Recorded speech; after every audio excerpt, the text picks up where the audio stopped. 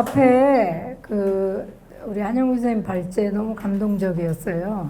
우리가 이제 라떼만 얘기하면 안 된다고 하는데 사실 라떼도 얘기해야 돼.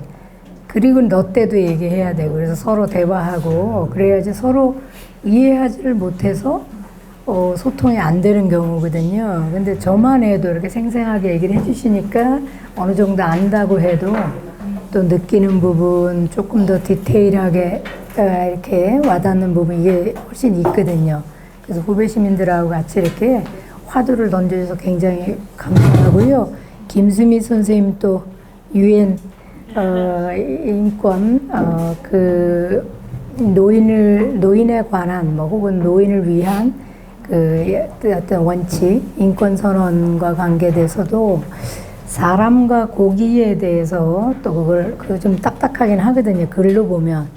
근데 그거를 이렇게 영화로 이렇게 잘 적용해가지고 얘기를 해주니까 훨씬 부드럽다고 해서 저도 오늘 그 방법을 배웠거든요. 예, 여러 가지 감사하고 여러분들이 함께 나누는 그 토론 속에서 저도 오늘 아주 우리가 바로 희망이 아닐까 그런 생각을 했거든요. 그래서 공동 성찰하고 노인을 매개로 시민들의 집단지성이 궁극적으로 공동체의 희망을 만들고 또 힘이 된다 뭐 이런 생각을 또 하게 됐어요. 그래서 이제 제가 정리를 좀 짧게 하긴 해야 될 것 같은데 왜 노인을 우리가 초점을 둘까? 그러면은 한국 사회에서 보시면은 노인에 대한 이미지가 어때요?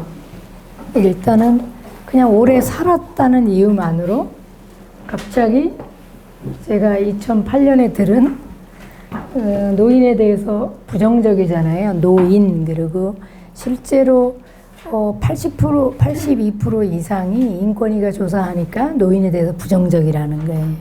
예, 그런데 여기 어느 분이 좀 읽어 주셔요. 요 내용을. 사회적 구성물로서의 노화가 신체적 쇠락을 지나치게 강조하다 보니 신체적 힘의 상실이 곧 노화를 의미하게 되었다. 노인이 오로지 약해지고 있는 몸, 비록 다양한 방식으로 바뀌기는 하지만 으로 비하될 때 그들은 쉽게 주변화된다. 어느 누구도 어린 시절이나 사춘기를 오로지 신체적 성장일까요? 성장만으로 맞을까요? 네.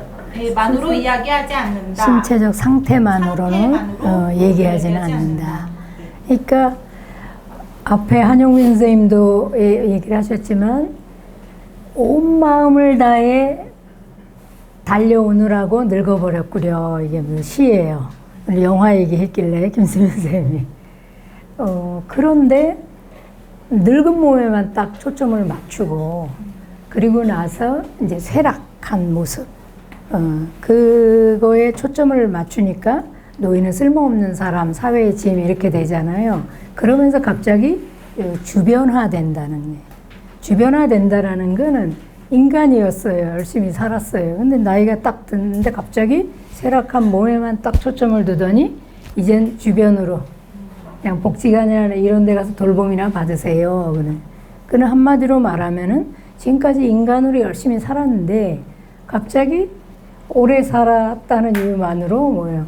이제 비인간이 되는 거예요. 기존의 인간은 보이고 막 이랬는데 이젠 뭐예요? 비존재가 되는 거죠. 노인들을 만나면 그들이 질병과 질환에만 몰두하는 것이 못마땅하게 여겨질 때가 있다. 그러나 그들의 삶을 한때는 살맛나게 하던 의미 있는 것들이 세상살이를 거치면서 어떻게 배제되어 왔는지, 그래서 왜 지금 그들이 오로지 질병에만 초점을 맞추게 되었는지 알게 된다면 그들이 조금은 안쓰러워질 것이다. 네, 그러니까 쇠락한 몸에만 초점을 맞추다 보니까 그 존재인 거예요. 예. 그러니까 질병, 예. 거기에만 초점을 맞추니까 노인들도 어떻게 돼요? 아유, 어떻게 하면 내가 내 쇠락한 몸에 관심을 갖게 되는 거죠. 질병, 하고 또 질환, 이런 것만 몰두하게 되는데, 그래서 삶의 의미 있는 얼마나 열심히 달려오면서도 그 한때가 다 하나하나가 우리가 요람에서 무덤까지 이렇게 빛나던 시기거든요. 저도 청춘에서 이렇게 보면 정말 고달펐거든요. 근데 가만히 생각해 보면 그것도 빛나던 시기고 또 중년이 됐을 때도 고달팠지만 또 빛나던 시기였고 노년이 이제 노년으로 접어드는데도 마찬가지인데 유독히 뭐예요? 이제 노인은 배제시키는 거예요. 주변화 시켜버리는 거예요. 그런 상태가 되고 그 다음에 뭐예요? 근데 그래서 에이, 우리 이제 쓸모없어 이렇게 무력화된다는 거예요. 그 다음번이. 그들이 예. 무력화된 것은 체제나 관계에 있었다는 것이다. 코르세카 보고아르 등은 이것을 개인의 문제라기보다는 체제의 문제, 문화의 문제로 보려고 한다. 네, 그러니까 크룩센크랑 보바르 이런 사람들은 뭐예요? 노인이 이렇게 자기 몸에만 집중하게 되고 뭐 이런 거는 이게 개인의 문제가 아니라는 거예요. 그 체제의 문제라, 그 사회의 문제라는 거예요. 그래서 인간은 태어나는 게 아니라 만들어지는 거니까 그 사회가 노인을 이제 늙은 몸에만 갑자기 딱 초점에 맞추고 그것에 대해서 막 타격을 하는 거예요. 그러다 보니까 그 사회가 생각도 그렇게 하고 대우도 그렇게 하는 거죠. 예, 그 다음 진세. 인류학자 샤론 코프만이 언급받은 몸에 대한 정보와 감시가 증가함에 따라 질병에 대한 감수성도 덩달아 커지면서 끝도 없는 피드백에 순환고리. 우리 안으로 들어가게 되고 마침내 더 많은 의료적 개입을 요구하는 수요가 발생한다. 네, 그러니까 그냥 몸에만 늙은 몸에만 집중하다 보니까 그 정보, 그 거기에 대한 감시하는 거죠.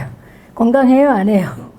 네, 그래서 그 건강을 잃으면 다 잃어요. 그 개인의 문제예요. 개인 잘 관리하셔야 돼요. 뭐 이렇게 그 정보는 홍수고 그런 식으로 사회가 그 눈들이 때로는 자식들도 같이 감시를 하기 때문에 노인은 뭐냐면 끝도 없이 뭐예요? 그 질병에 대한 감수성. 내가 건강한가? 내가 괜찮나? 아이고 아프면 어머니 이제 살 날이 다 됐나? 이 질병에 대한 감수성만 커진다는 거예요. 아까 우리 이현숙 그 이사장님 얘기하듯이 인간을 총체성의 관점으로 봐야 되는데 그 질병, 그 감수성으로 어떻게 보면 전체를 덮어버릴 수 있다는 거죠. 그다. 나 같은 노인의 환자 역할을 대신할 대안은 있을까? 사회 노년학자들은 현대의 노화를 종종 역할 없는 역할이라 부른다. 특별한 임무나 책임 리더십을 발휘해야 할 상황이 노인들에게 요구되지 않기 때문이다. 네, 그러니까 노인의 역할은 역할 없는 역할인데 일단 역할 사회에서 분리시켰잖아요. 이게 분리 이론이란 말이에요. 근데 역할이 있어요. 환자 역할 아니면은 뭐요? 그냥 돌봄이나 받으세요. 그런 역할. 노인이 되면 뒤로 물러나 있는 게 미덕이에요. 물러나 있는 역할. 즉 주변화, 비인간, 비존재의 역할이 되는 거예요. 그러니까 그 존재에게 비인간, 비존재에게 어떤 임무라든지 리더십이라든지 이런 인간으로서의 기본적인 어떤 파워, 권력이죠. 이런 힘을 발휘하는 것 기대조차 하지 않는 거죠. 그래 놓고 이제 사람들은 뭐냐 하면 노인은 답답해. 노인은 아까 뭐라 그랬지? 노인은 뭐 공부도 안 해. 노인은 자기 주장만 해. 막 이런단 말이에요. 꼰대야. 그런단 말이에요. 그 얘기 한번 같이 살펴볼까요? 사람들은 노인들이 퉁명스럽고 대화하기 힘들고 화를 잘 내고 까다롭다고 말들을 하지. 우리가 잘 관찰해본다면 그들이 운색하기조차 하다네. 그러나 이러한 결정은 성격상의 결정이지 노년 특유의 결정이 아니라네. 방금 말한 노인들의 퉁명스러움과 그 밖의 결정이 정당한 것은 아니지만 타당하게 보일 수 있는 변명거리가 있다네. 자신이 무시당하고 경멸받고 비웃음을 산다고 생각하는 노인들의 경우에는 그러하다네. 더욱이 쇠약해진 유체에 대해 어떠한 타격도 가증스러운 것이라네. 그러나 이 모든 결정은 좋은 성품과 수련에 의하여 달콤한 것이 된다네. 사람들의 아까 그 82%의 부정적인 특징 있잖아요. 노인은 답답해, 노인은 쓸모없어, 뭐 노인은 소통을 안 하려고 그래, 노인은 공부를 안 하려고 그래, 아까 용희쌤. 그런 생각을 하는데 이거는 사실은 개인의 특징이지 노인의 특징이 아니라는 거예요. 답답한 사람은 원래 젊었을 때부터 답답해. 나이 들어도 답답해요. 여러분은 어때요? 젊었을 때도 열심히 이렇게 뭔가를 하고 열려있고 그러니까 우리 한영균 선생님 같이 나이 드셔도 이렇게 열심히 공부도 하고 참여하려고 그러고 그런단 말이에요. 그러니까 이거는 개인의 특징이지 노인의 특징이 아니라는 거예요. 그런데 노인들이 좀 퉁명스럽고 뭐 이런 사람이 많아요. 젊은이보다는 좀 확률적으로는 많아요. 그럼 왜 그럴까? 그럴 때 키케로는 뭐라 그래요? 그거는 상대적이라는 거예요. 아니 그 사람이 정체적 존재인데 갑자기 나이 들었다고 여기 딱 들었다고 여기서부터는 비인간, 주변화, 비존재 이렇게 되어버리니까 그래 놓고는 뭐예요? 몸에만 막 타격을 하는 거예요. 감시하고. 이러니까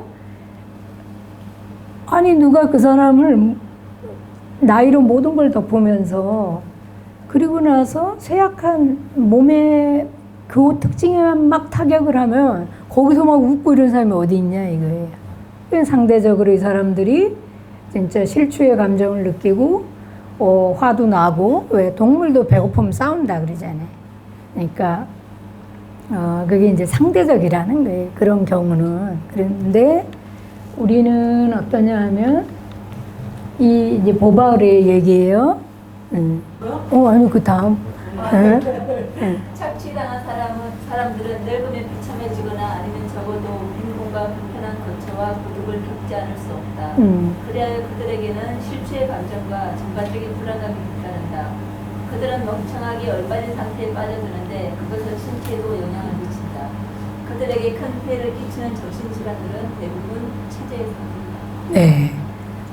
그게 사실은 착취당하는 거잖아요. 한 인간 존재가 온 마음을 다해서 열심히 살아왔는데 그러려고 늙었는데 갑자기 늙은 몸에만 딱 집중하고 질병과 관계된 민감성 그거로만 막 감시하고 뭐 사회가 막 타격을 하고 이렇게 해버리니까 그게 착취죠. 그 착취당한 사람이 어떻게 그들이 원하는 그런 인간형이 될 수가 있겠냐는 거예요. 사람들이 실추의 감정에 빠지고 불안하고 막 이런 거 또 얼빠지게 멍하니 있고 자기가 갑자기 인간이었는데 비인간이 된다고 생각해 보세요. 비존재가 된다고 생각해 보세요. 그러니까 이것은 그렇게 되다 보면 정신에도 영향을 미치게 되고 이게 계속 심각해진다는 거예요. 그래서 이거는 개인의 문제라기보다는 체제의 문제다. 그의 이름을 불러줘야 꽃이 되잖아요.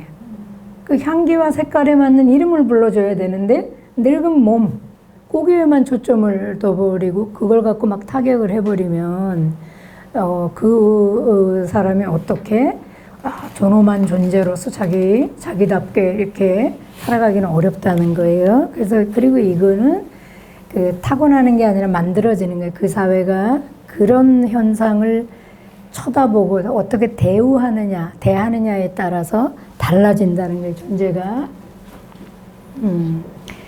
이제 지금까지는 노인을 대부분 좀 비하하는 거잖아요. 비하. 82% 이상이 부정적으로 비하한다면 어르신 이건 뭐예요? 노인을 높이는 거예요. 이제 나이 들었으면 이렇게 돼야지 하고 늙은 몸이 아니라 이제 뭐예요? 승화된 이미지로 기대한다는 거예요. 그래서 대한노인회에서는 해인이라는 거예요. 지혜로운 사람.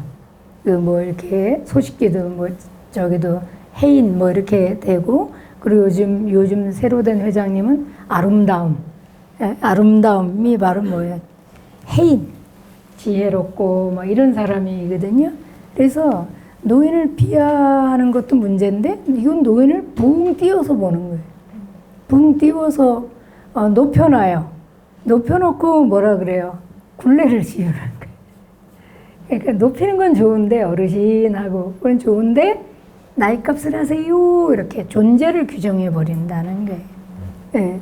자, 읽어주셔요. 어르신은 현자이어야 한다, 참아야 한다, 현명한 판단을 제시해야 한다, 욕망을 가져서는 안 된다. 백발이 성성한 어른으로 언제나 멋진 모습이어야 한다, 지혜를 갖고 있어야 한다. 네. 사람과 연애를 해서는 안 된다. 네. 그 어르신답지 못한 거예요. 어르신이 이렇게 지혜로워야 되고, 왜냐하면 노인 한 분이 돌아가시면 뭐 도서관이 사라졌다 뭐 이러니까 도서관만큼의 지혜를 갖기를 기대하고, 또 어르신은 감정을 내세워서도 안 되고 욕망을 부려도 안 되고 그건 어르신답지 못해요. 특히 뭐예요? 좀 멋진 모습으로 언제나. 예, 그래서 심지어는 제가 어느 수녀님을 만났는데 그 양로원 그 운영하시는 수녀님인데 그 양로원에 계신 분들이 나들이를 한번 가려 그러면 옷 때문에 아주 난리가 난다는 거예요. 예, 옷을 잘 그러니까 항상 멋진 모습으로 로맨스 그레이 뭐 그런 신비스러운 존재, 현자이거나 신비스러운 존재고, 만약에 어르신이 사랑을 하거나 연애를 하거나 이런 뭐예요? 그건 주책인 거예요. 그 어르신이 할 일이 아닌 거예요. 그러니까 상당히 높여놓고 이렇게 족쇄를 세우는 건 아닌가, 예, 승화시켜놓고 굴레를 씌우는 건 아닌가. 또 볼게요. 아주 눈이 좋아야 될 텐데 우리 정수석 선생님. 어떡할게요? 젊은이들은 똑같은 욕망, 감정, 요구 등을 표명하는 노인은 사람들의 빈축을 사게 된다. 노인들의 사랑과 질투는 추하거나 우스꽝스럽고, 성행위는 혐오스러우며 폭력은 가소로운 것으로 여겨진다. 노인들은 모든 미덕의 본보기를 보여주어야 한다. 무엇보다도 먼저 사람들은 그들에게 평정함을 요구한다. 그리고 그들이 평정함을 지니고 있다고 단정한다. 이러한 사고방식 때문에 노인들의 불행에 무관심해지는 것이다. 네, 약간 누스바움의 어르신에 대한 기대인데 지금은 이제 보바르가 얘기한 게 좀 더 풀어서 얘기하는 거죠. 그죠? 본보기가 돼야 되는 거예요. 신비스러운 존재, 인간이 이제 쫙 살면 달관된 그런 어떤 승화된 이미지, 그걸 요구한다는 거예요.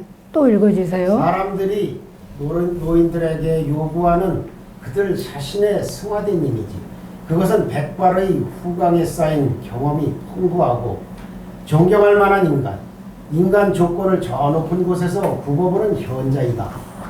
그런 이미지에서 조금이라도 멀어지게 되면 노인들은 형편없이 밑바닥으로 굴러떨어진다. 또 이제 비하시키는 거죠. 그 다음부터는. 예. 그리하여 첫 번째 이미지에 대립되는 이미지가 부여된다. 그것은 노망이 들어 같은 소리를 되풀이하거나 엉뚱한 생각을 해서 어린애들의 놀림감이 되는 실성한 노인이다. 여하튼 미덕에 의해서건 또는 타락에 의해서건 노인들은 인간이라는 범주 밖에 위치한다. 그러므로 사람들은 노인들이 인간으로서의 삶을 영위해 나가기 위하여 필요 불가결하다고 판단되는 최소한의 것조차 일말의 양심의 가책도 없이 거절해 버릴 수 있는 것이다. 네, 이건 무슨 얘기냐 하면은 비인간이기 때문에 인간이 되려면 승화된 이미지로 신비스러운 존재가 돼야 되는데 그렇게 안 됐으니까 이젠 비인간인 거예요. 예, 그러니까 사람들이 양심의 가책 없이 그 사람들에 대해서 그들이 어떤 요구라든지 뭐 인간의 목소리나 이런 거에 대해서 아주 합법적으로 거절할 수가 있다는 거죠. 예. 우리는 이러한 노인 추방을 너무 멀리까지 밀고 나가 결국에는 그것이 우리들 자신을 거역하는 지경에까지 이르게 되었다. 프루스트는 모든 현실 중에서 순수하게 추상적인 개념을 가장 오랫동안 간직하는 현실은 아마 노년기일 것이다 라고 정확하게 평가한 바 있다. 네. 그러니까 노년의 모습이 어때야 되는 거예요? 노년의 모습이 아주 추상적인 개념으로. 예, 근데 그런 노인 봤어요? 굉장히 지혜롭고 또 아주 넉넉하고 또 모든 삶에 있어서 달관하고 언제나 멋진 모습으로 딱 이렇게 여유 있고 뭐 따뜻하게 이끌어주고 뭐 이렇게 그러니까 그 모든 걸 다 갖춘 노인을 봤어요? 우리는 어르신상이란 말이에요. 특히 어르신상 중에 하나는 뭐예요? 우리 한국형 어르신은 귀는 열고 입은 닫고 지갑만 열어라. 어디서든 지갑을 착착 열어줘야 되는 거란 말이에요. 그러니까 문제는 뭐냐 하면은 일단은 귀는 열고 뭐 이건 어떻게 해보는 건데 입은 닫고 이게 상당히 어떻게 보면 폭력적인 거예요. 이게 착취예요. 예. 뭐 얘기만 하면 꼰대라 그러고 입을 닫아야 어르신이라 그러고 막 이러는. 그러니까 이거는 듣지 않겠다는 거거든요. 이 비인간이니까 이제 굳이 뭐 들어가지고 뭐 할 게 없다는 거란 말이에요. 그리고 난데 다른 것도 그렇지만 지갑을 열어야 어르신답다는 거예요. 아니 이제 지갑이 끊겼는데 노동시장에서 출방을 해놓고 그 다음부터 뭐라 그래요? 지갑을 열어야 정말 승화된 멋진 이미지의 어르신이 되는 거거든요. 예, 그래서 이렇게 추상적인 개념을 가장 오랫동안 간직하는 현실, 이건 노년기라는 거예요. 예, 역사 이래로. 예, 그래서 노인은 지혜의 점수자여야 한다는 생각도 일반적이다. 전에는 젊은이의 생존이 부족 노인들의 지식에 달려있던 사회에 어울린다. 가령 태평양 섬의 부족들은 연어 잡는 기술을 전수했다. 행동 방식과 논쟁의 정석, 파트너와 피해야 할 사람을 선정하는 방법, 자연세계를 해석하는 방법 등 모든 것이 부족의 노인들로부터 물려받은 지혜에 달려있었다. 반면 과학기술 사회에서는 현재 정보가 빠르게 90버전이 되고 노인의 지혜는 그저 사라질 뿐이다. 오늘날에도 조부모가 지식을 전달하긴 한다. 하지만 가족의 해체와 정보의 과잉 생산이 난무하는 시대에 젊은이가 살아가는데 절대적으로 필요한 지식을 가진 조부모는 거의 없다. 노인들이 살아오면서 쌓은 경륜이 귀중하긴 하지만 이 또한 젊은이들에게 필요한 널리 공인된 가이드가 되지는 않는다. 세대 분리가 일반적인 데다 개인주의를 더 중시하는 것이 부분적인 이유가 될 것이다. 게다가 여러 북미 전통에서 찾을 수 있는 문화적 다양성과 차이로 인해 노인은 가이드 역할에서 배제된다. 네, 이거 무슨 의미인지 아시죠? 지혜로워야 되는 도서관만큼 지혜로워야 되는데 해인이어야 되는데 그런데 어때요? 그래서 그걸 또 전수하고 막 이래야 되는데 지금 세상이 이렇게 바뀌었고 디지털 시대가 됐고 그 다음에 다양성, 그 다음에 어떤 차이, 이런 이제 소위 다문화라든지 뭐 이런 세상이 됐는데 아니 농경 시대에 태어나서 산업화 시대의 지식과 경험 이걸 있는 분들이 이제 정보화 시대에 와가지고 이제 정보화 시대가 됐는데 이렇게 세상이 바뀌었는데 어떻게 이분들이 또 정보화에 대해서도 지식의 전수자가 될 수 있겠어요? 노인이. 예, 그 다음에 이렇게 다양성의 사회에서 그러니까 그건 상당히 불가능한 얘기인데 우리는 이렇게 추상화 시키는 거죠. 막 승화시키면서 이래야 비로소 어르신답지 이렇게 되는 거죠.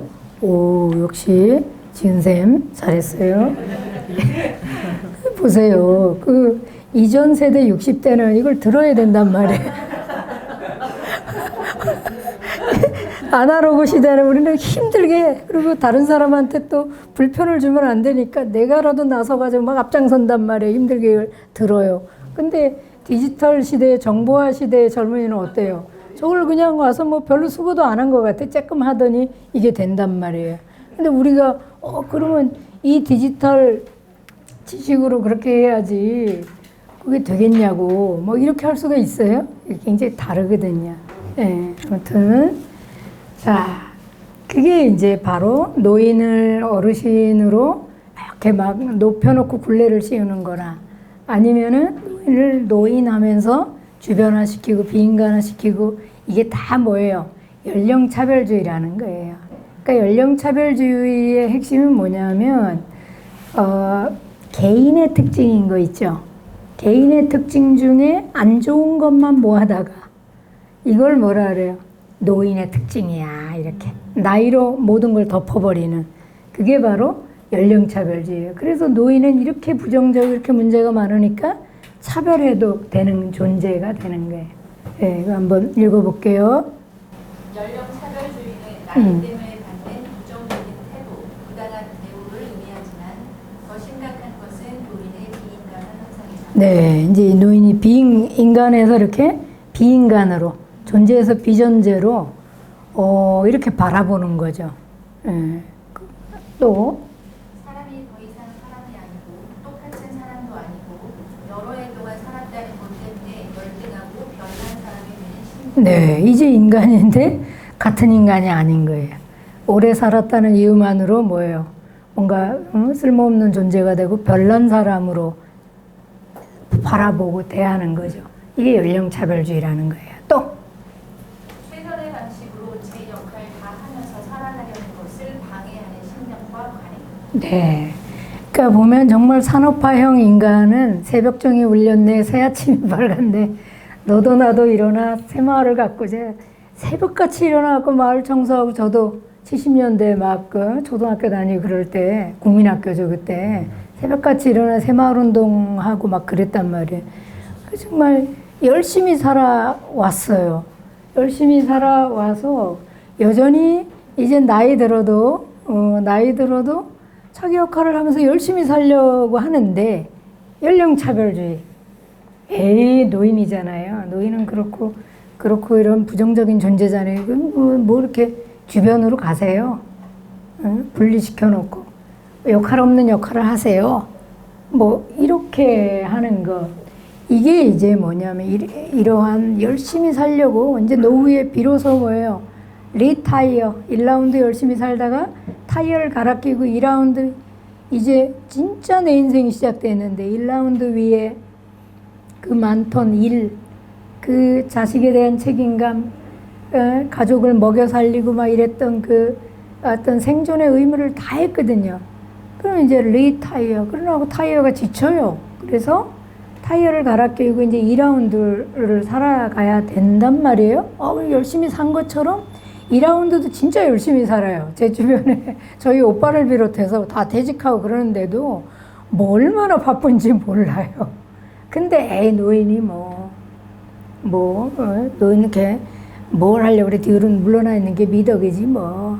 막 이러면서 연령차별주의의 눈으로 보게 되면은 이분들이 열심히 살려고 하다가 그 관행 그리고 그 어떤 신념 이런 것에 대해서 그런 것 때문에 그게 이제 가로막아 버린다는 거예요. 막 이렇게 노인 이렇게 부지런해. 뭘 배우려고 그래. 막 그러지 않았어요? 한영빈 선생님 주변에서 뭘 또 배우려고 예?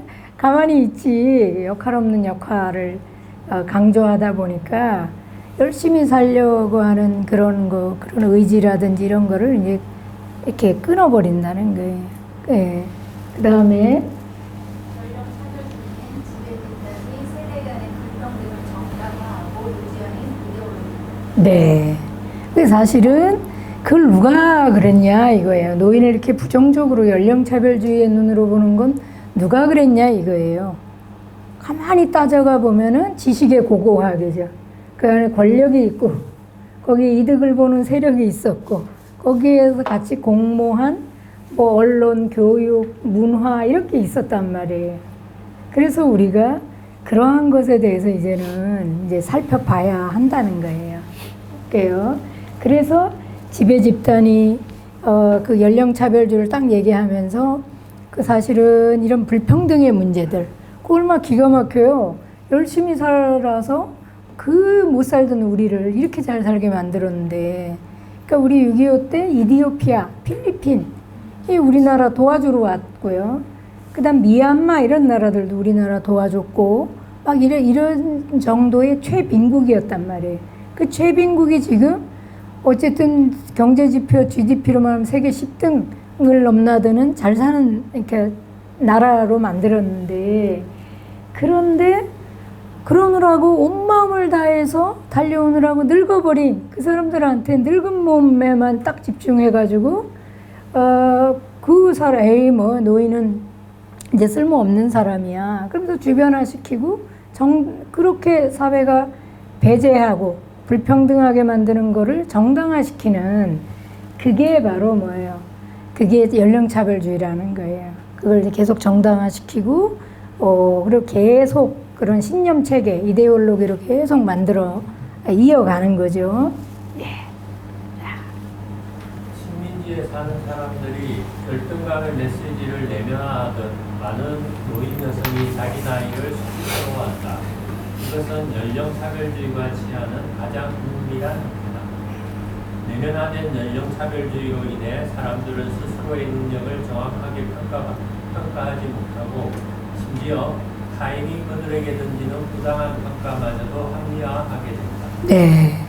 노인이 열심히 살았어요. 열심히 살다가 늙었어요. 늙었는데, 야, 이제 내가 타이어를 다시 갈아 끼우고 2라운드는 그 위에 1라운드는 생존을 위해 살았다면, 먹고 살기 위해 살았다면, 그래서 생애 가업을 다 했다면, 2라운드는 뭐예요? 이제 그 생애 가업이 없잖아요. 가족을 먹여 살려야 될 책임도 없고, 그리고 그만턴 일도 없잖아요. 이제 나만 있잖아요. 그럼 내가 나를 태우고, 야, 이제 진짜 내 인생이 시작됐구나. 그리고 사람은 타고나는 게 아니라 만들어지는 거니까, 나를 나 되게 만드는 이 세상은 뭐지? 그래서 세상에 대한 호기심을 가지고 세상도 읽고, 그리고 뭐예요? 나를 나 되게 만드는 게 세상이니까 그 세상이 조금 더 인간답게, 누구라도 그냥 사람, 뭐 어떤 상황이 됐든 살다가 혹은 늙든지 뭐 어떤 상황이 되든 그냥 사람으로 대해주고, 그 다음 뭐예요? 배고프지 않은 소크라테스의 공동체가 된다면 얼마나 좋을까. 누구라도 배는 당연히 고프지 말아야 되죠. 그리고 그건 권리예요. 왜냐하면 헌법 34조 1항에 모든 국민은 인간답게 살 권리가 있다. 그럼 인간다우려면 어때요? 배고프지 않아야 되죠. 가장 기본적으로. 그러니까 그리고 그것을 보장하는 거는 2항의 뭐예요? 국가예요. 국가가 그런 사회복지에 의무를 지닌다. 그 다음 5항에 보면은 뭐 질병에 걸리거나 늙거나 노령 있잖아요. 노령.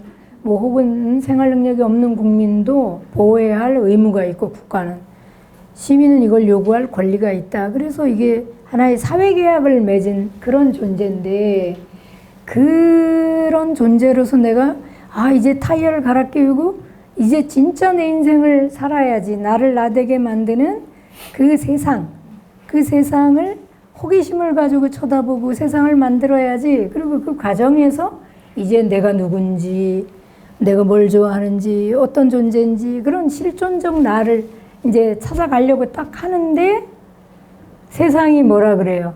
연령차별주의가 딱 있는 거예요. 에이, 나이 들었잖아요. 그렇게 하는 건 노추예요. 노인이 뭐 공부를 하려고, 뭘 노인이 앞에 나서고 뭘 그러려고 그래요. 연령차별주의에 딱 눈으로 보니까 동일성의 위기를 느낀다는 거예요. 나의 나와 세상의 내가 달라요. 나의 나는 이제 그 많던 시간, 일하던 시간, 자식을 돌보던 시간, 그렇게 많이 시간이 남았고, 그래서 이제는 정말 나를 태우고 나답게 나를 만드는 이 세상을 읽고 세상을 만드는 과정에서 정말 내가 내 실존, 내 존재의 의미를 찾아야지 하고 딱 했는데, 나의 나는 그런데 사회의 나는 뭐라 그래요? 노인이잖아요. 물러나는 게 미덕이에요. 일로 저 복지가 아니라 저 경로당 가세요. 주변화, 비인간화 시키는 거예요. 그러니까 동일성의 위기가 오는 거예요. 난 누구지? 내가 아는 나랑 세상이 얘기해주는 내가 달라요. 그래서 동일성의 위기를 느끼는데, 놀라운 것은 뭐냐 하면은 아무리 내가 아니야, 난 그런 존재가 아니야 막 이러면서 하려고 그래도 사회의 나, 그 세상이 그 규정하는 나, 그 힘이 너무 세가지고 나중에는 어떻게 되냐면 그걸 내면화한다는 거예요. 이게 연령차별주의의 내면화다. 네, 그래서 맞아. 그렇게 뭐 열심히 살았으니까 이제 나이 들었으면 뭐 좀 물러나야지 뭐. 그리고 뭘 가서 젊은 사람들 걸리적거리게 그래. 그냥 자식들 신경이나 안 쓰게 조용히 살다가 약간 건강을 챙기고 자식들한테 폐가 안 되게 그렇게 가다가 가야지 하면서 그냥 돌봄의 대상으로 그 전락한다는 말이에요. 이게 이제 지금 우리가 느끼는 연령 차별주의의 내면화라는 거예요. 다음 볼게요.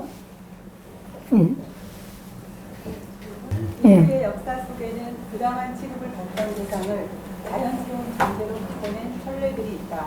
봉건제에 반대하는 운동, 인종차별을 철폐하기 위한 운동, 여성들의 권리를 찾기 위한 운동, 동성애자와 트랜스젠더의 평등을 위한 운동, 장애인 권리를 위한 운동은 모두 그런 목표를 지니고 있다. 연령은 새로운 차별의 정선이다. 우리는 모두 연령 차별이라는 비도덕적인 차별에 반대해야 한다. 네. 그러니까 역사적으로 보면은 주변화, 즉 비존재, 비인간이었던 사람들이 뭐예요? 인간으로 자각해서 그리고 혼자 자각하면요 처참하게 죽어요. 그러니까 어때요? 연대해가지고 비로소 보인 거예요. 이제 예를 들면은 1000년 동안 중세 때는 98%는 농노예요. 어떻게 보면 비인간이죠. 주변화, 비존재였단 말이에요. 근데 2%만 귀족이에요. 성직자도 귀족에서만 뽑으니까 그 2%만 인간이에요. 그러다가 어때요? 비인간이었던 사람들이 자각하는 거예요. 나도 인간인데. 그래서 이 사람들이 거기에 저항하는 거예요. 그 차별에. 그래서 이제 인간이 되는 거거든요. 그게 민주주의의 역사, 시민의 역사란 말이에요.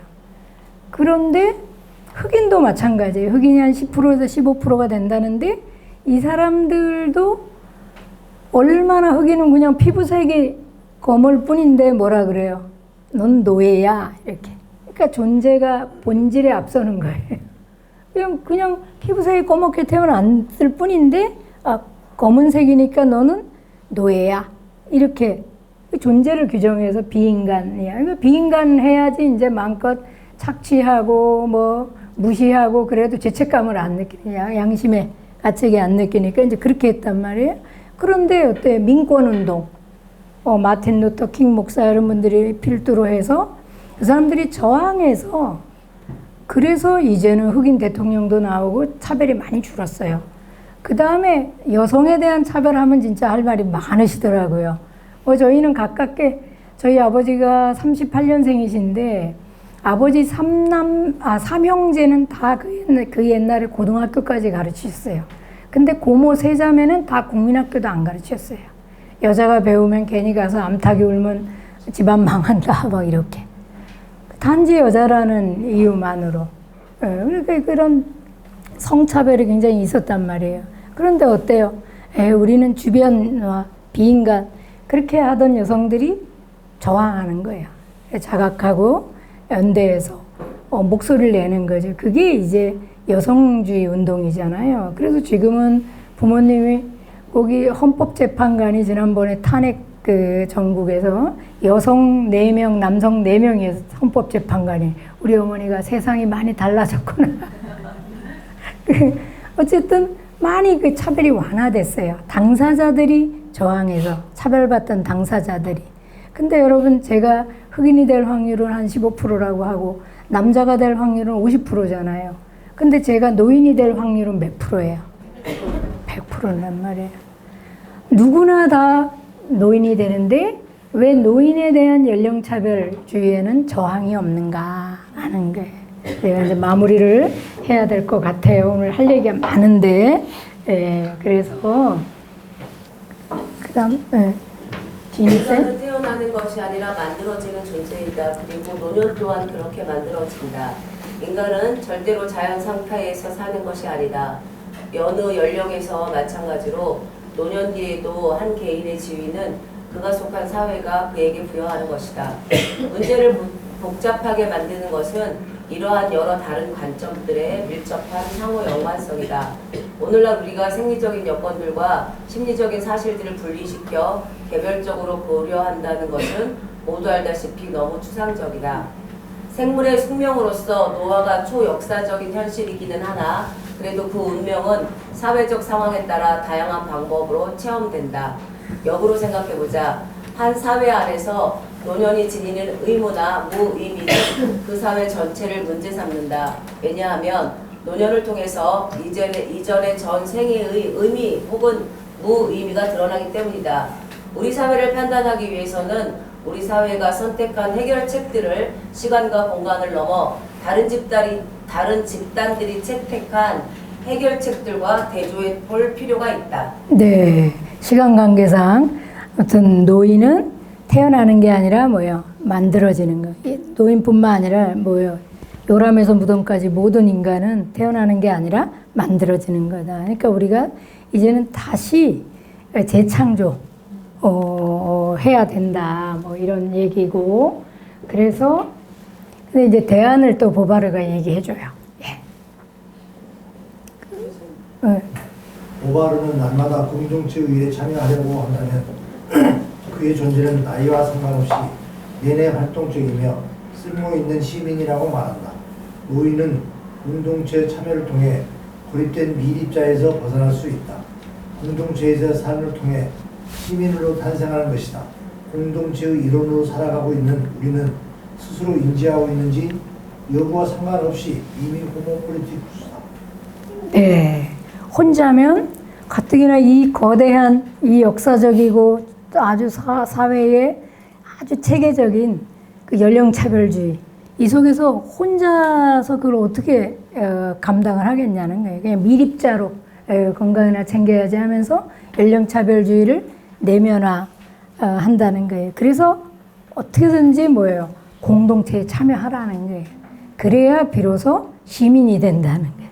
역사적으로 차별받던 사람들이 어때요? 그래서 미립자였던 사람들, 비존재, 비인간이었던 사람들이 뭐예요? 자각해서 혼자는 저항하면은 뭐 처참한 최후를 맞으니까 연대하는 거예요. 그래서 그 연대의 힘이 어떻게 해요? 황제를 찾아가죠. 국가를 그래서 사회 계약을 맺어서 국가를 만들잖아요. 그리고 나서 국가하고 계약을 하는 거예요. 나도 의무를 다할게. 그래서 어떤 의무를 다했어요? 오늘 한영미 선생님 말씀하신 근로의 의무, 납세의 의무, 또 뭐예요? 국방의 의무, 뭐 교육의 의무, 환경부 온갖 걸 다 했어요. 그거 안 하면 국가와 계약을 맺었으니까 국가가 권리 행사를 한단 말이에요. 그 국가의 권리 우리 의무니까. 그러면 우리는 의무만 있는 국민이에요. 의무만 강조되는 시민이라는. 시민은 뭐예요? 국가도 권리만 있는 게 아니라 의무도 있고 시민도 의무만 있는 게 아니라 권리도 있는 거예요. 어떤 권리가 있어요? 시민은 어떤 권리가 있어요? 예? 우리 뭐 많죠. 뭐 우리 그 헌법이 다 국가하고 맺은 계약서예요. 그래서 아주 쉽게 말하면은 이게 시민은 뭐예요? 생각 그전에는 중세 때는 생각도 못 하게 했고 신만이 생각하는 거지. 예, 근데 이제 나는 주체적 존재, 평등한 존재로서의 한 인간이다. 그리고 인간답게 살아갈 조건을 국가하고 계약하면서 만든 거예요. 그러면서 쓴 이름이 시민이라는 개념이에요. 그래서 나는 이제 주체적 존재로서 생각해야 되고, 왜? 생각이 나의 모든 걸 결정해 주니까 생각해야 되고, 그 다음에 뭐 생각만 하면 안 되죠. 말해야 돼요. 왜? 하이데거가 언어는 존재의 집이다. 뭐 안 되네. 그래서 말해야 되는 거예요. 말해야 비로소 시민이 되는 거거든요. 그리고 어때요? 자기 목소리를 가지고 공동체에 참여해서, 왜? 타고나는 게 아니라 만들어지는 거니까 나를 나되게 하는 그 공동체에 참여해서 뭐예요? 의무도 다하고 권리도 누리는 그런 존재가 뭐예요? 시민이라는 개념이죠. 그래서 노인도 어때요? 이렇게 우리가 계약을 다 했단 말이에요. 이렇게 노인도 뭐예요? 이제 열심히 일한 당시 이제 노후를 즐겨라. 리타이어, 타이어를 갈아 끼우고. 그래서 1라운드는 생존을 위해 일했다면 2라운드는 실존을 위해서 일하고, 노인을 갑자기 주변화하고 분리시키는 존재가 아니라 뭐예요? 그냥 평범한, 여전히 나이 들어도 뭐예요? 보통 사람. 그리고 여전히 내 삶의 주체이고, 그 다음에 노인은 그 수만큼 다양하다 그래요. 누가 늙은 몸에만 집중해갖고 나이로 모든 걸 덮어가지고 차별하고 그러냐는 거예요. 그래서 노인은 바로 그런 시민이라는 거예요. 노인은 시민이고, 그리고 노인은 뭐예요? 인간이다. 인간은 당연히 아까 보바르가 말한 대로 공동체에 참여해야 공동체적 존재잖아요. 호모 폴리티쿠스로서. 그래서 그 공동체와 인터랙션, 상호작용을 해야 비로소 그 속에서 내가 누군지, 내가 뭘 좋아하는지, 내 개성, 내 잠재력이 공동체 속에서의 그 호흡, 교류, 이 속에서 비로소 드러난다는 거예요. 여러분도 혼자 계실 땐 몰랐는데 우리 애는 좋은 공동체에 와서 얘기를 하니까 여러분의 생각이 나는 게 말이잖아요. 말을 또 아, 저분이 저런 분이구나. 그리고 또 우리가 막 존중도 해주고 뭐 그러다 보니까 오늘 아주 한영구 선생님 멋지셨어요. 우리 수미 선생님도 마찬가지고 그러니까 인정받고 그 다음에 그 과정에서 어때요? 파워도 생기고 존엄한 존재, 의미 있는 삶을 살아갈 수가 있거든요. 그래서 그런 존재가 바로 인간이고, 그 다음에 인간은 추상적인 개념이라면은 요거를 구체화하면서 인간답게 살 조건을 국가하고 계약하면서 딴 이름이 바로 뭐예요? 시민이라는 개념이에요. 그래서 국가와 의무와 권리를 나눴기 때문에 인간답게 살 조건인 빵과 장미, 이거는 뭐예요? 권리로 계약을 한 거예요. 그리고 국가의 의무라는 거죠. 따라서 뭐예요? 노인은 시민이다. 그리고 시민들의 선배다라는 거예요. 제가 요 선배의 개념을 좀 얘기를 해야 되겠는데, 시민은 좋은데 선배가 너무 거북하다는 거예요. 군대 선배가 패기만 했다고, 학교 선배가 갈구기만 했다는 거예요. 이런 계급적이고 위계적인 그 선배가 아닌 거예요. 여기에 굳이 노인도 시민이다인데 시민의 이름을 붙인 것은 뭐예요? 선배의 이름을 붙인 거는 동사예요. 실천해 달라는 거예요. 앞장서서 실천해 달라. 우리가 누구라도 사람이고 권리와 의무가 있는 시민이라는 거, 평등한 존재라는 걸 알면 뭐예요? 그런 세상이 돼야 되잖아요. 그러니까 그런 세상을 마중하고 앞장서서 실천하는 존재가 뭐예요? 시민들의 선배, 그래서 선배다. 그런 얘기. 그게 바로 선배 시민이다. 그래서 선배 시민은 이 시민권이 너무나 당연하다는 거를 알고, 그 다음 뭐예요? 알면 뭐예요, 우리는? 이게 실현이 안 됐잖아요. 이걸 실현하기 위해서 후배 시민과 함께 목소리도 내고 그런 길을 내는 사람, 선배 시민, 세상을 읽고 만드는 사람이 누구예요? 선배 시민인 거예요. 근데 이 선배 시민이 힘이 있어야 뭐 보일 거 아니에요. 힘이 없으면 주변화예요. 비존재예요. 그러니까 저 복지국가의 노인들을 봤더니 그 농노였던 사람들이 어때요? 힘이 있으려면 이 힘이 파워 권력이잖아요. 뭉치는 거예요. 그래서 여전히 노인들이 저기 노동 메이데이 때 제가 찍은 거거든요. 작년에 가서 여전히 뭐예요? 이 사람들이 뭉쳐갖고 목소리를 내더라고요. 그리고 여기에 PRO는 연금생활자 협회, 연금생활자 연맹인데 노인들의 그 스웨덴이 노인들의 대다수가 그 연금생활자 연맹이라든지 협회 이런 데 참여해갖고 조직된 힘인 거예요. 그래야 비로소 존재가 보여요. 그래서 이렇게 파워 있는 그런 단체가 되더라고요. 그러니까 아무리 우리가 권리가 있는 시민이 하면 뭐예요? 권리가 숨쉬려면 어때요? 권력이 있어야 되는 거고, 권력은 뭐예요? 뭉치는 거예요. 연대.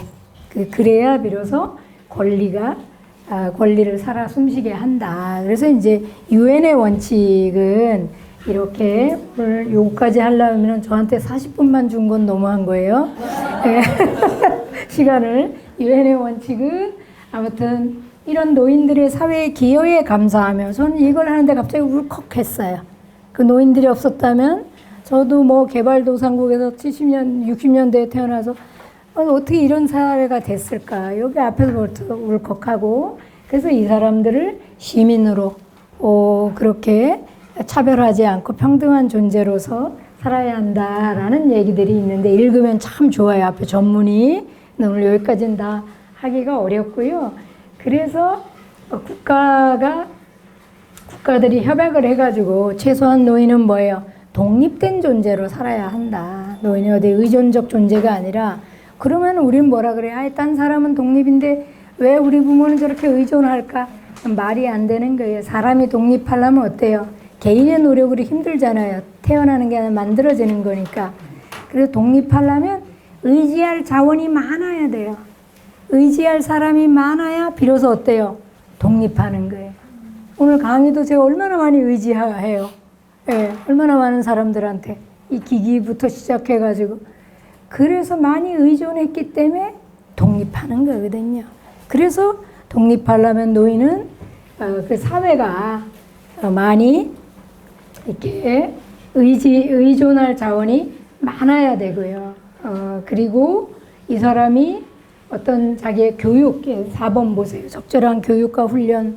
노인이 애노 노인 사람들한테 뭘 공부하려고 그래. 그게 아니라 이 사람들은 어때요?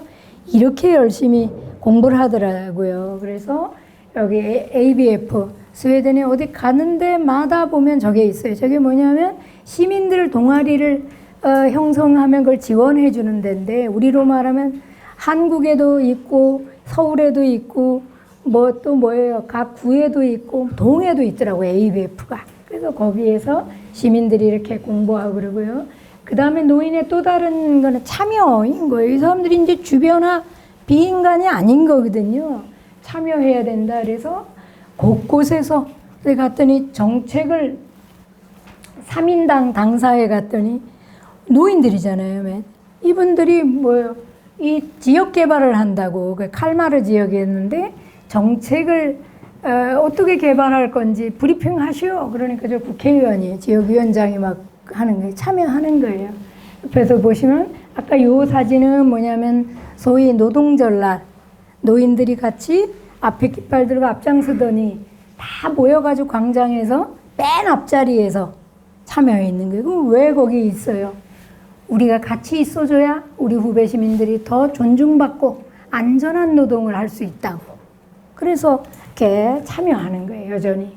그리고 뭐예요? 돌봄. 이 얘기는 뭐 더 안 할게요. 여기 궁금하시면 우리 선배시민협회 돌봄위원회 참여하시면은 아주 돌봄에 대해서 우리가 진지하게 토론하고 길을 내려고 지금 애쓰고 있어요. 당연히 몸이 쇠약하는 건 당연한 거예요. 온 마음을 다해서 달려오느라고 몸이 쇠락한 거예요. 그러면 어때요? 돌봐야죠, 당연히. 그게 권리라는 거고. 그 다음에 노인도 자아실현을 해야 된다는 거죠. 그리고 존엄한 존재로서 살아야 한다. 이 5개 측면에서 제가 끝으로 우리 선배시민협회 요 배지가 이거 뭘 것 같아요? 보면 나비잖아요. 근데 일단 보라색 나비예요. 보라색이 존엄, 인권을 상징한대요. 그 다음 나비 어때요? 2라운드는 이제 나비처럼 진짜 내 인생 자아 실현을 하고 나답게 실존적 존재로서 이제 날아가야 되잖아요. 그런데 그러려면 그 공동체가 그렇게 그 공동체의 의무를 다 해야 되잖아요. 그러기 위해서 우리가 막 노력을 하면 나비 날개짓이 폭풍우를 일으킨대잖아요. 그래서 그런 나비. 그리고 이걸 또 이렇게 보면은 장미 모양이에요. 2라운드는 빵과 장미에서 이제 1라운드는 빵이었다면 타이어를 갈아 끼고 2라운드는 뭐예요? 장미를 우리가 누리자. 뭐 이런 개념이에요. 필요한 분은 선배시민협회에 가입하시면 좋아요. 예. 그래서 존엄한 존재로서 이렇게 가야 한다. 그래서 뭐 이렇게 다양한 저기들이 있어요. 제가 이제 마무리를 할게요. 근데 존엄이라는 건 뭐냐? 그럴 때 존엄을 굉장히 이것도 추상적 개념이잖아요. 그런데 저 누수바은 뭐라 그래요? 인간이 자기의 삶을 스스로 설계하고 자기 주도권을 가지고 그리고 어때요? 선택할 수 있는 능력이 바로 뭐예요? 존엄한 존재. 내가 여전히 내 삶의 주체로서 내 삶을 설계하고 선택할 수 있는 그런 여건, 그런 자원이 돼야 그게 이제 존엄의 조건이라는 거예요. 존엄할 수 있다. 그리고 이걸 어떻게 개인한테 맡기냐, 가족한테 맡기냐는 거예요. 이미 국가하고 계약을 해가지고 권리인데, 예, 그래서 요런 내용이고요. 제가 이제 끝에 선배 시민이 걸어가면 이제 길이 된다. 그래서 우리 선배 시민 협회가 늙기는 누가 얘기한 대로, 김훈이 얘기한 대로 보인다가 아니라 뭐예요? 본다. 아니, 본다가 아니라 보인다는 거예요. 더 선명하게 보인다는 거예요. 그리고 어때요? 우리가 어떤 사람은 장애를 입거나 뭐 여러 가지 그러더라도 늙거나 그러더라도 어때요? 어떤 사람은 보세요. 이 사람 이름을 잘 기억하지 못하지만 정치나 문화에 대해서 어려움 없이 얘기를 한단 말이에요. 우리 협회 회원들이 거의 그래요. 그러니까 키케로가 뭐라 그래요? 자기 힘에 맞게 쓰면 되지. 왜 젊었을 때를 쳐다보면서 그러냐 이거예요. 힘에 맞게 쓰면 된다. 그리고 그래서 우리는 사르트르가 뭐라 그래요? 투기해야 된다는 거예요. 투기는 뭐예요? 나를 기투, 던지라는 거예요. 던져서 이렇게 미래를 향해 스스로 던지기 이전에는 아무것도 할 수가 없다는 거예요. 그래서 요거만 누가 좀 읽어주셔요. 미래를 향해 스스로를 던지기 이전에는 아무것도 존재하지 않는. 뭘 던져야 뭐가 될 거 아니에요. 뭐 공을 차야 볼이 들어가든 안 들어가든 할 거 아니에요. 안 차면 안 되잖아요. 응. 그것도 명료한 신의 뜻 안에 존재하고 있지 않다. 인간은 무엇보다도 먼저 미래를 향해 스스로 이렇게 되고자 투기해야 한다. 투기해야 된다. 그래서 우리 선배시민협회는 열심히 지금 투기해서 복지관의 문화, 역할, 그다음 노인의 존재, 사회복지사의 역할, 복지관의 기능 이런 걸 바꾸는 일을 2015년, 12년부터 했고요. 성남 중원노인복지관에서.